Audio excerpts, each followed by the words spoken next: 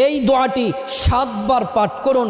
দয়াময় আল্লাহ রাব্বুল আলামিন 70টি বড় বড় বিপদ থেকে আল্লাহ তাআলা আপনাদেরকে হেফাজত করবেন। বিখ্যাত তাবিঈ হযরতে মাকহুল রাহমাতুল্লাহি আলাইহি তিনি বলেন, এই বাক্যগুলা যে ব্যক্তি 7 বার পাঠ করবে, প্রত্যেক দিন 7 বার পাঠ করবে, আল্লাহ তাআলা তার 70টি বড় বড় বিপদ দূর করে দিবেন। এর মধ্য থেকে সবচেয়ে ছোট যেই বিপদ, সবচেয়ে হালকা যেই বিপদ, সেটা হচ্ছে তার পরিবার থেকে অভাব দূর করে দিবেন, অনটন দূর করে দিবেন, টেনশন দূর করে দিবেন, পেরেশানি দূর করে দিবেন, দুশ্চিন্তা দূর করে দিবেন।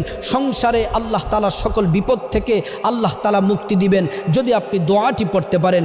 দোয়াটি হলো লা হাওলা ওয়ালা কুওয়াতা ইল্লা বিল্লাহি ওয়ালা মালজা মিনাল্লাহি ইল্লা ইলাইহি। প্রিয় দিনী ভাই ও বোন, কষ্ট করে দৈনিক এই দোয়াটি 7 বার করে